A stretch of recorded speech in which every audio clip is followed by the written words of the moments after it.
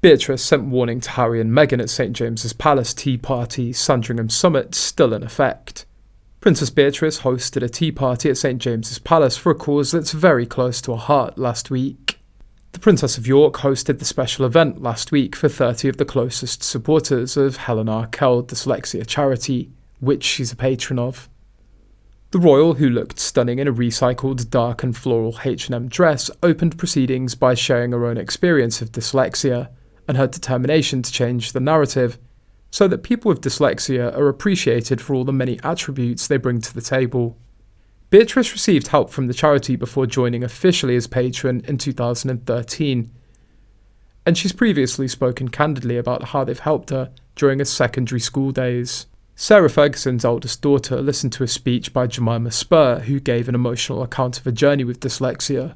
Beatrice chatted with supporters and volunteers of the charity, which provides support and advice to people with dyslexia, parents, teachers and employers. This included vice patrons actress Susan Hampshire and Roger Jeffcoat, as well as Dragon's Den entrepreneur Theo Paphitis, who's set up a dyslexia bursary from which training's provided by the charity to state school teachers across the UK. Princess Beatrice's activities took place at the palace, which means she's being reapproved as a royal working on projects to help the community. The move is a red flag for Harry and Meghan, as they look to return to the royal family in their recent statements. It also reaffirms the decision of the British royal family that the agreements reached during the Sandringham summit, which involved Prince Harry, his late grandmother, father and brother, remain in effect. The media used the phrase Sandringham summit to describe the important meeting at which decisions were made to determine whether or not the Duke and Duchess of Sussex would remain full-time members of the royal family. The couple recently came under fire for changing the name of their official website from Archewell to Sussex.com. The meeting took place on Monday, January the 13th, 2020, at a country home of Sandringham, Norfolk, just days after Meghan and Prince Harry shared a statement on January the 8th about their decision to step back.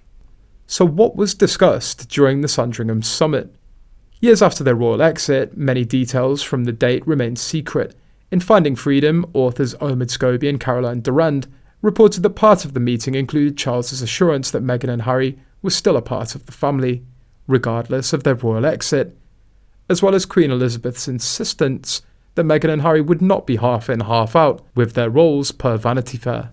The Duke and Duchess of Sussex have confirmed to Her Majesty the Queen that they will not be returning as working members of the royal family. The Buckingham Palace statement said, "Following conversations with the Duke, the Queen has written confirming that in stepping away from the work of the royal family, it's not possible to continue with the responsibilities and duties that come with a life of public service." It was also announced that Harry would lose his honorary military appointments, which will subsequently be redistributed among working members of the royal family. So there's no way back for the Duke of Sussex after all, especially following a series of reported rows with his brother Prince William and his father King Charles.